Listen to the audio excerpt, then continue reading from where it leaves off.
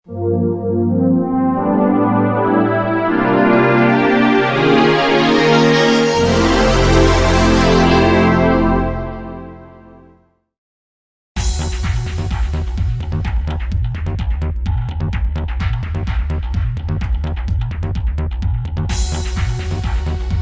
siang saran saya adalah bukan hanya makan, tapi prospecting. Banyak nih semua prospek. Oke. Qualified nggak Pak? Qualified. Ya, oke. Apalagi sama-sama satu visi kan, mau belajar ya. Berarti sama-sama positif ya. Good. Berarti ini prospecting juga. Makanya acara-acara seperti ini bukan hanya acara kita kasih workshop atau seminar, tapi juga acara prospecting. Barusan di belakang udah langsung prospek, katanya udah mau order tuh Bu. Langsung banyak tadi ya. Oke. Kalau perlu Anda bikin penawaran sekalian, jadi action sekarang langsung gitu ya. Oke, good. So prospecting ya. Lanjut ya Pak ya. Strategi action yang pertama, prospecting. By the way, ini adalah top strategi action yang sudah dilakukan oleh klien kita dan ternyata it works. Prospeknya lebih banyak. Ada yang naik 100%, ada yang 200% dan sebagainya ya.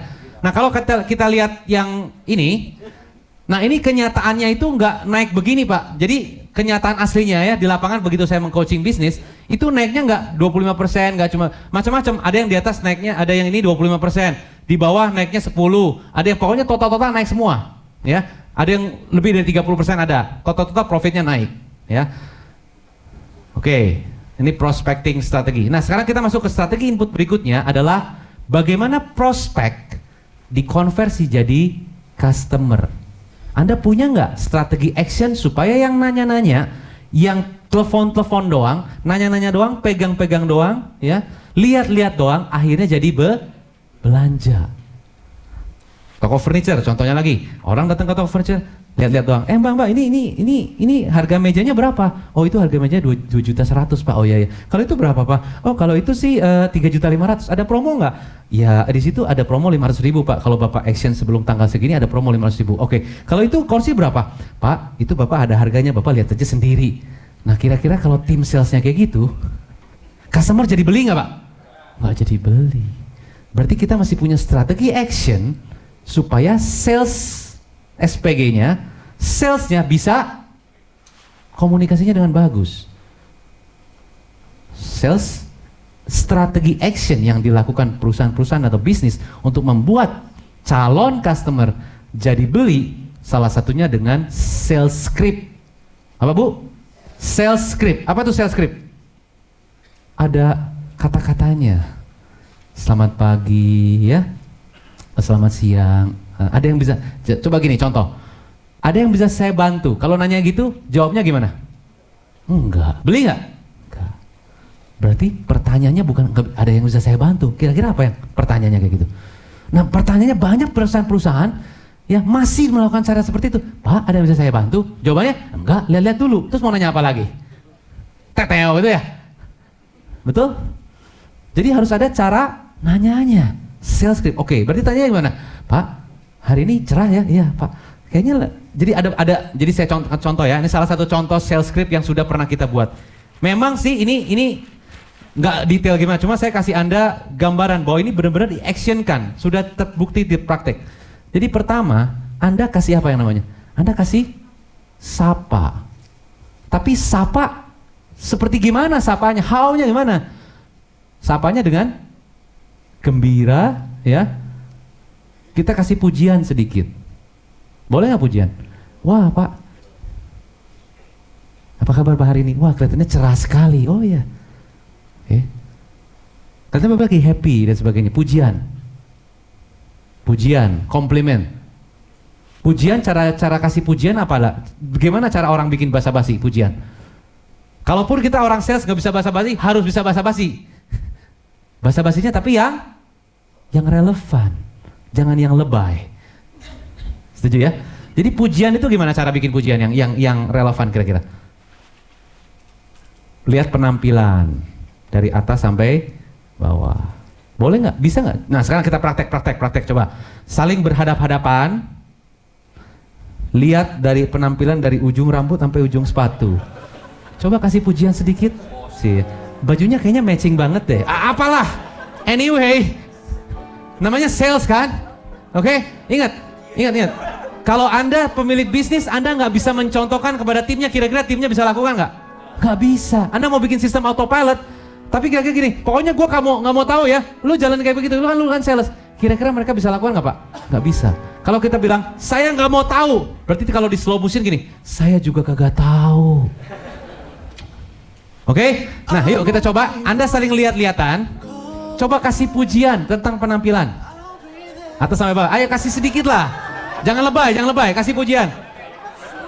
Kayaknya lu keren apalah. Nah, oke. Pujian bisa dari penampilan ya. Oke. Bisa ya, Pak? Iya, boleh, Pak, boleh. Apa? Ini ada salah satu yang di mana-mana. Iya. Kita datang di bawah. Iya. Ikutin terus. Diikuti terus. Nyaman nggak pakai gitu? Nggak nyaman kan? Boleh nggak seperti itu? Ya? Ke atas ya. Coba, ya. Boleh nggak seperti itu? Menurut Bapak kira-kira gimana? Nggak nyaman nih. Nggak nyaman. Jadi kira-kira bagus nggak kalau itu dilakukan terus? Nggak bagus. Oke, terima kasih jawabannya Pak. Ya, thank you, tepuk tangan Pak. Oke. Jadi kira-kira kalau ada customer dibuntutin terus, kira-kira nyaman nggak? Nggak nyaman. Berarti jangan dilakukan. Oke.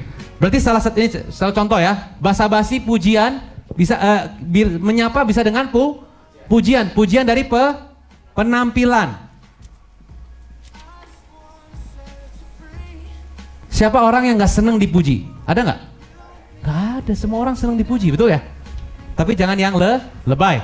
Kedua, apalagi yang bisa kita sapa? Gini, kalau kita bertemu dengan orang ini, kita pikirin sebelum orang tersebut ketemu sama saya, dia ngapain aja? Misalnya saya ketemu sama orang ini siang hari, paginya ngapain? Di perjalanan, betul? Bisa jadi macet nggak? Bisa nggak bertanya gini, Pak, bagaimana perjalanannya, macet nggak? Bisa nggak? Kira-kira jawabnya gimana? Oh iya macet. Oh iya Pak, oke Pak, kalau gitu minum dulu. Bisa ada kemungkinan dia jadi terbuka nggak? Daripada nanya, Pak ada yang bisa saya bantu nggak? Oke.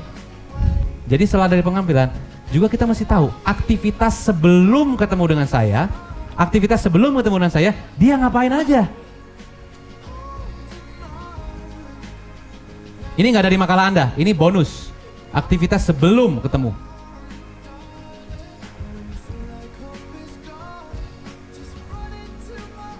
Jadi kalau kita kan bisa membayangkan, oh ini kayaknya orang sibuk nih lagi liburan ya Pak. Oh iya. Dengan keluarga ya Pak. Iya. Oke? Bisa? B2C, B2B gimana? Ya tim salesnya juga bisa bicara sama toko. Pak, gimana tokonya lagi rame ya? Oh iya Pak. Apalagi? Hal-hal yang update. Kira-kira hal yang update apa? Ya kita mesti bicara sedikit. Oh ya Pak, iya ya. Ini Ahok lagi begini ya. Oh, gimana kali jodoh? Ya tapi kalau prospeknya, kita mesti tahu prospeknya saya. Kalau saya ngomong sama bapak-bapak, yang mungkin ngomong Ahok masih nyambung, ya. Tapi kalau prospeknya yummy mami, kira-kira apa yang dibicarain? Ya hal-hal yang lain lagi yang update. Namanya sales, itu nggak Bu? Pertanyaannya, apakah sales Anda punya nggak strategi action dan Anda benar-benar terapin beneran strategi untuk bagaimana caranya bicara sama customer atau prospek yang datang ke toko Anda? Anda punya nggak? Kalau Anda punya tim reception, ya, pas mereka bertanya, itu tanyanya gimana? Orang yang datang ke reception nanya-nanya, itu kalau Anda nggak pakai skrip bisa jadi hilang, pindah, betul? Jadi penjaga gawang penting, sales script. Ya, nah hari ini saya nggak bahas detail mengenai sales script ya.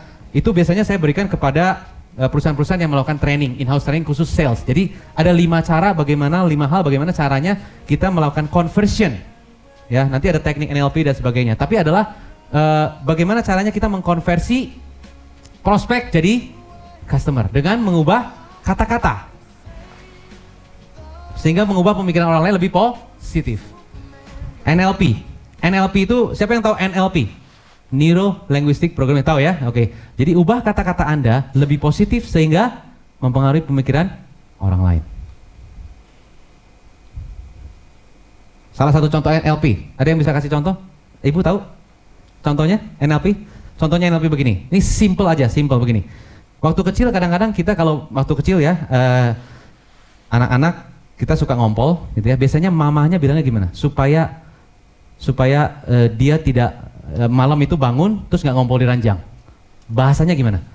Kamu malam jangan ngompol ya. Nanti kalau ngompol mama susah bersihin. Tapi yang terjadi besok ngompol lagi. Berarti programnya salah. Harusnya gimana? Kamu kalau mau kencing, mau pipis, bangun, jalan ke kamar mandi, pipis, terus tidur lagi, ya. Program tidur. Oh ya, mau pipis, bangun, jalan, pipis, tidur. Program kan? Nah, itu salah satu NLP. Jadi bagaimana kata-kata yang kita sampaikan itu memprogram pemikiran orang lain secara positif. Biasanya yang saya lakukan di radio salah satunya adalah daftar sekarang juga. Action sekarang juga. Itu program nggak? Program dalam tanda kutip supaya Anda action. Tujuannya baik kan, mengencourage Anda supaya positif, betul nggak? Karena orang-orang action yang akan berikan hasil. Berarti daftar sekarang juga. Tapi ingat, bukan hanya kata-kata, tapi juga intonasi dan apa? Itu apa namanya? Ekspresi.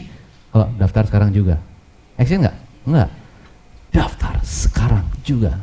Ada lebih mungkin nggak? Oke? Nah itu NLP ya. Jadi hari ini kita nggak bahas karena banyak sekali bahan yang harus dibahas ya. Jadi basically sales script itu mengandung NLP, mengandung pertanyaan-pertanyaan ya. Oke deh, saya kasih Anda begini, ada waktu sedikit ya. Ini garis besarnya aja, minimal jadi Anda bisa berpikir. Ada 5 langkah ya. Pertama, Anda mesti buat pertanyaan, question. Pertanyaannya gimana? Mesti bikin pertanyaannya yang memang kena ya, mesti dieksperimen. Nomor kedua, sales Anda harus listen, mendengarkan. Orang bicara, salesnya mesti dengar.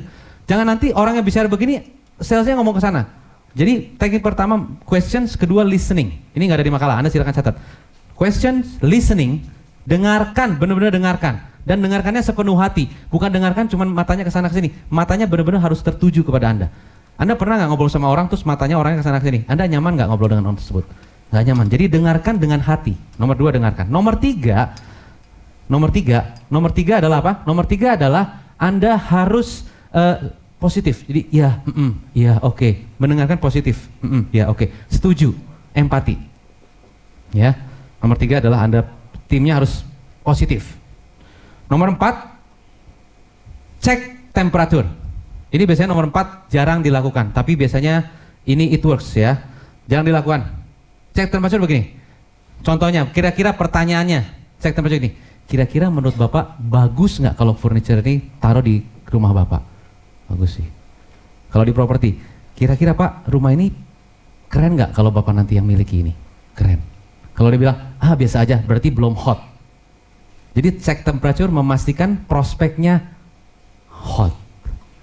Salah satu pertanyaannya adalah, Pak, seandainya kata Bapak punya ini dan Bapak miliki naik mobil ini, misalnya jual mobil, Bapak miliki mobil ini dan rasakan ini, kira-kira gimana Pak perasaannya? Happy nggak? Biasa aja sih. Nah, kalau belum hot, tanya lagi. Balik lagi ke nomor 1. Oke? Ya, itu nomor 4. Cek temperatur harus hot. Biasanya kalau cowok-cowok pinter. Kenapa? Apalagi cowok-cowok yang sering nembak. Kalau belum hot ditembak gak? Pak, kamu mau jadi pacar saya gak? Nanti dulu. Sampai dia hot baru tembak. Ada kemungkinan berhasil ya Pak ya? Biasanya yang sudah itu pasti pengalaman. Jadi biasanya harus ya nggak Bu? Kalau gila belum apa udah ngajak pacaran nggak bisa. Belum ngajak pacaran loh, ngajak jalan aja dulu berdua. Kalau nggak hot mau nggak diajak jalan? Wanita mau nggak? Gila belum kenal belum mau ajak jalan. Emang lu siapa ya gitu ya? Jadi harus hot. Oke? Gimana supaya bikin hot? Nah itu nanti kita fokus ya. Tapi hari ini nggak usah. Lalu nomor 5 adalah pertanyaan yang bukan closing ya. Pertanyaan yang 2-3 level di atas closing. Yaitu apa? Assume the sale. Assume the sale kira-kira gini. Bu, jadi mau belinya yang ini apa yang itu? Mau beli furniture-nya yang tipe ini apa tipe itu? Itu langsung tek gitu. Ada salah satu perusahaan, ada salah satu bimbingan belajar ditanya, Pak, Bu, jadi anaknya mau les di yang kelas pagi apa kelas sore? Kelas sore deh, oke. Bayarnya mau pakai kredit card apa cash? Cash aja deh, oke. Begitu sampai dia di mobil lihat, oh anak saya dilesin ya. Tapi kapan saya bilang iyanya ya? Nggak bilang iya tuh tadi. Oke? Jadi pertanyaan-pertanyaan itu. Nah, 5 itu tolong Anda pikirkan. Ya, kira-kira bagaimana bikin sales script-nya, ya. Nah, nanti makanya kalau Anda punya bisnis coach Anda akan brainstorm dengan Anda dan men-challenge script-nya ini kena nggak Pak? Kalau nggak sayang, prospek hilang. Apalagi Anda belinya mahal. Ya. Dengan keluarkan budget marketing dan sebagainya. Sayang, betul nggak? Sayang nggak Pak? Kalau prospek itu tiba-tiba nggak jadi customer, sayang nggak? Sayang. Makanya jangan sampai hilang. Nomor 2, keep in touch and follow up. Sentuh-sentuh terus customernya. Sentuh bukannya cuma disentuh pegang, tapi disentuh di telepon, ditanyain gimana kabar dan sebagainya. Follow up, ya. Berapa sering Anda atau tim Anda kalau B2B tim Anda memfollow up customer? Berapa sering Anda kalau B2C Anda juga memfollow up mereka dengan tanya, Pak gimana kemarin beli barangnya sudah oke nggak? Ada beberapa yang di sini service atau jasa. Bagaimana Pak kemarin sudah beli komputer di kita ada masalah nggak dan sebagainya, ya. Bisa follow up. Testing and measuring. Jadi dites berapa banyak prospek yang jadi customer. Coba, siapa di sini pernah mengukur jumlah prospek yang datang ke toko saya berapa dan berapa banyak yang akhirnya jadi customer? Siapa yang pernah mengukur? Pernah ukur, Pak? Berapa persen, Pak? 10%. Bagus gak? Bagus. Menurut Bapak bagus? Sebenarnya bagus ya. Kalau bisa lebih tinggi lebih bagus nggak, Pak? Lebih bagus. Nah, apakah Bapak punya nggak strategi action untuk bagaimana 10% naik jadi 20%? Belum. Nah, itu ya. Berarti kita mesti, jadi gini, 10% menurut Bapak bagus, ya. Berarti apa artinya? Bayangkan begini. Bapak bilang 10% ya, Pak ya. Makanya klien kita banyak yang bilangnya itu ada dua jawaban. Ada yang lemes, ada yang gemes. Lemes bilang, gila, nggak sampai 10% Pak, 1%. Berarti bayangin, prospek yang datang cuma 1% yang jadi customer Pak. Berarti apa? 99% yang lainnya kemana? Kemana Pak? Ke kompetitor Pak. Atau udah hilang. Ya. Jadi kalau kita 10%, berarti Bapak bayangin potensi kehilangan customer 90% loh.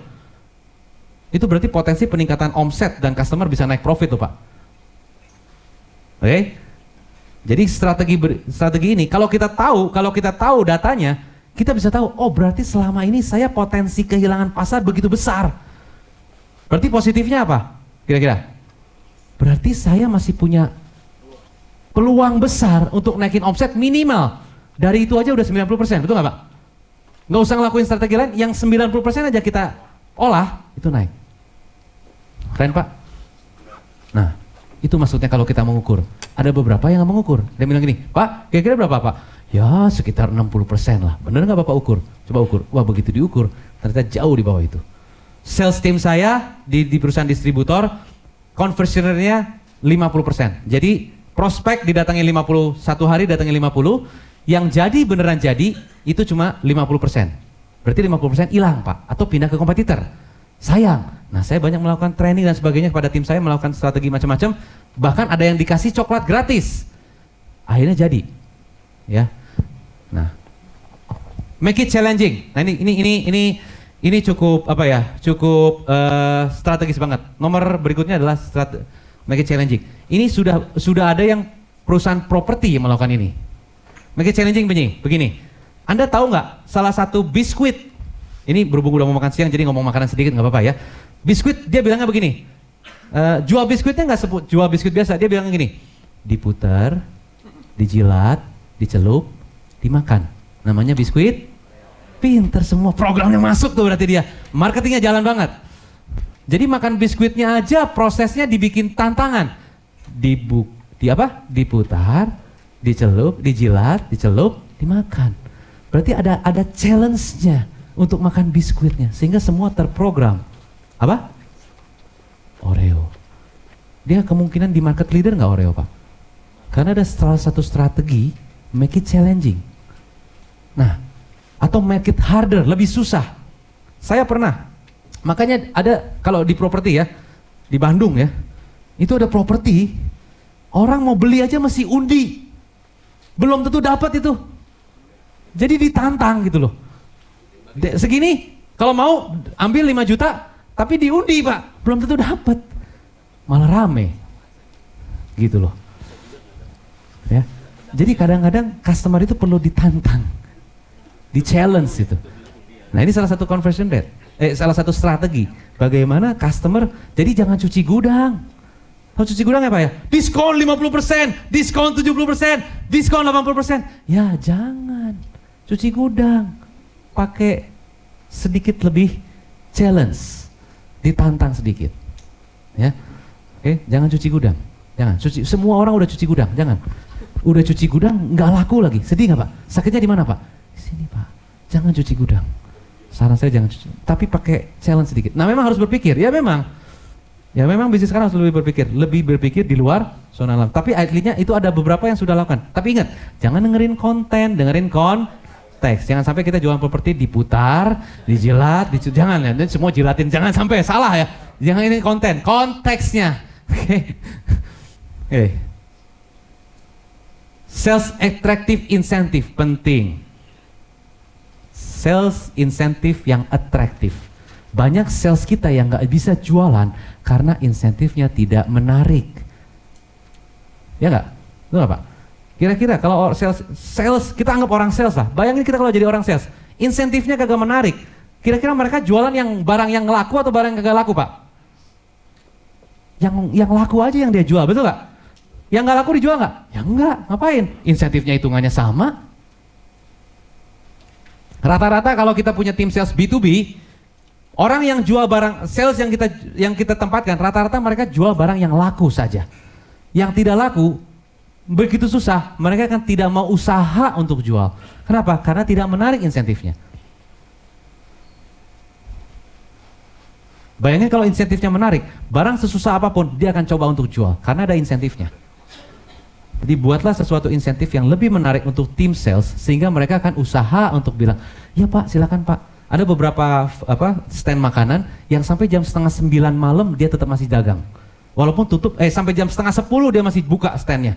Tapi stand di tempat lain tutup. Kenapa? Karena tempat lain gak kasih insentif. Betul nggak? Jadi gila udah 9:30 nih, harusnya kan tutup ya. Ini masih buka. Pak masih ada alpukat? Masih. Apa mau apa lagi Pak? Silakan. Wah jadi tambah. Ada insentifnya, dihitung per hari itu berapa dan sebagainya. Oke? Jadi effective sales team insentif. Nah, saya mengubah sedikit skim insentif salesnya sangat termotivasi.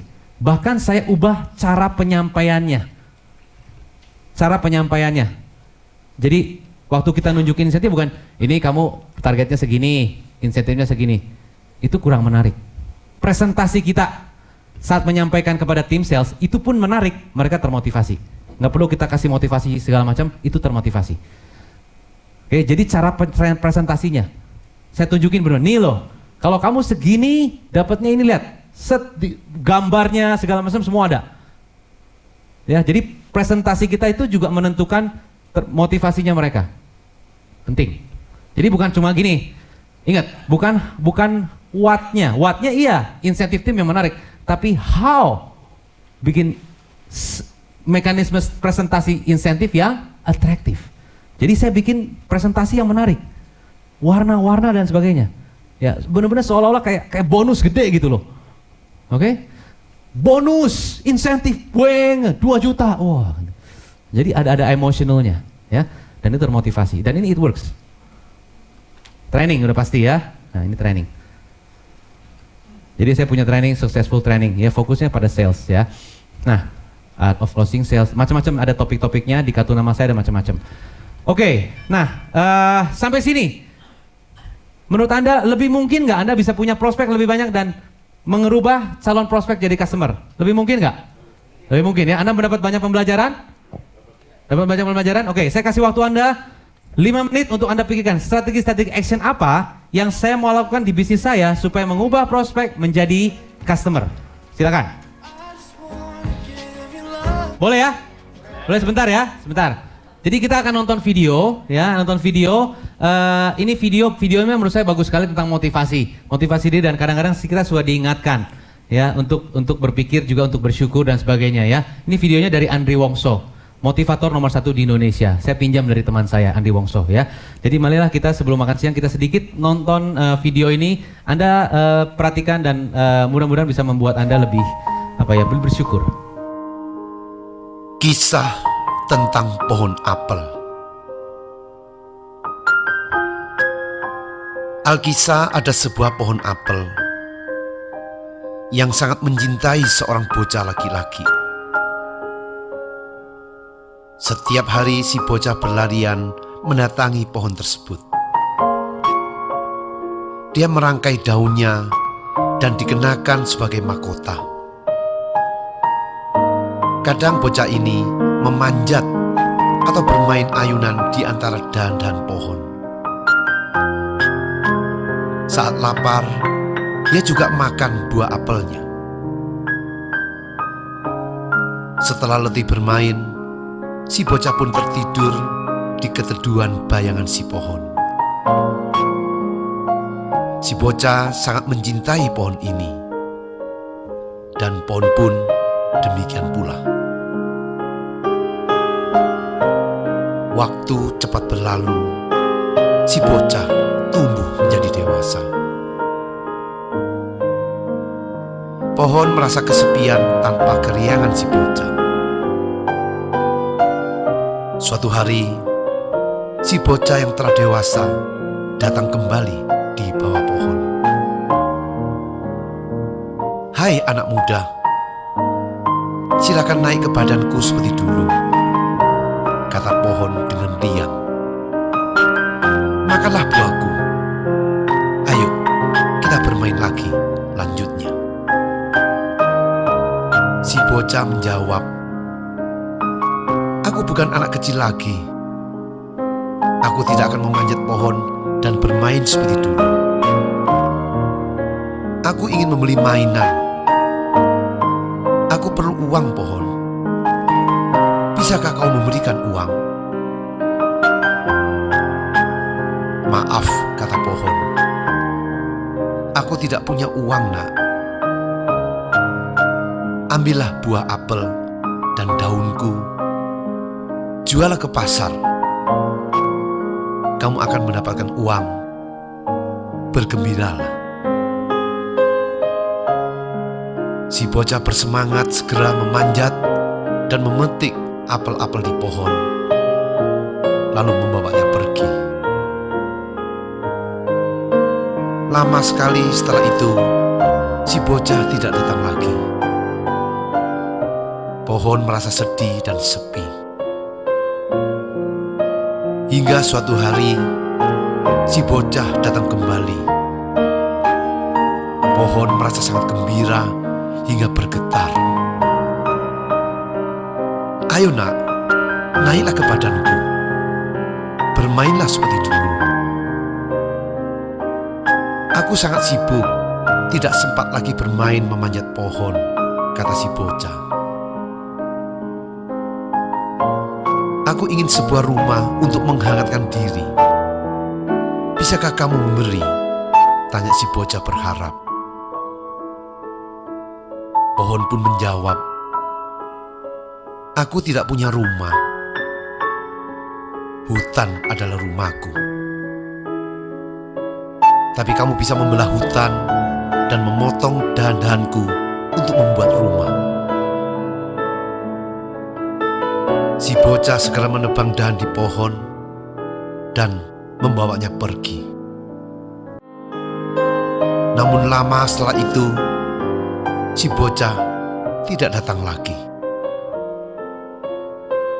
Saat si bocah datang lagi, saking gembiranya, pohon tidak mampu berkata banyak.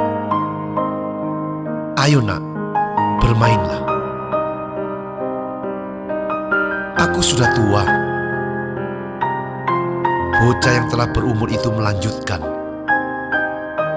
"Aku ingin sebuah perahu yang bisa membawaku pergi. Bisakah kau memberiku sebuah perahu?" "Tebanglah aku dan buatlah perahu.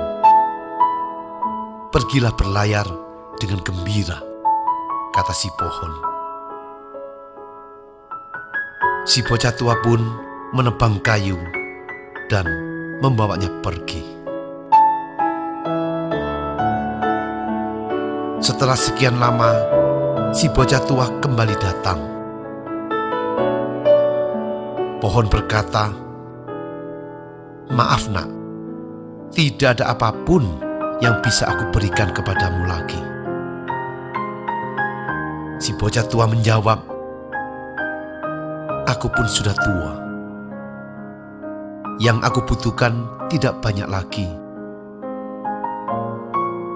Aku hanya ingin tempat yang tenang untuk beristirahat, karena aku sangat letih." Tepat sekali, aku sisa pohon yang sudah tua.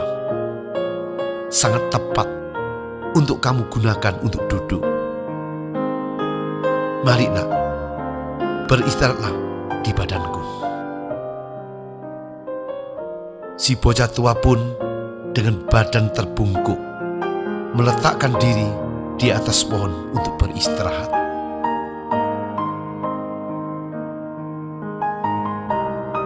Sahabat, pohon ini sama dengan ayah atau ibu kita. Saat mereka kesepian sendirian, saat mereka membutuhkan kita, di manakah kita anak-anaknya berada? Semua telah diberikan kepada kita.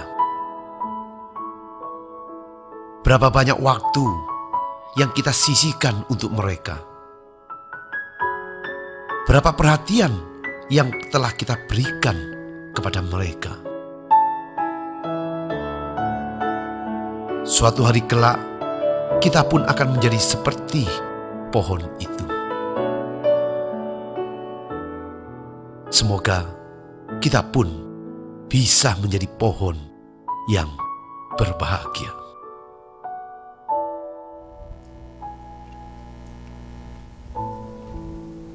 Oke, iya.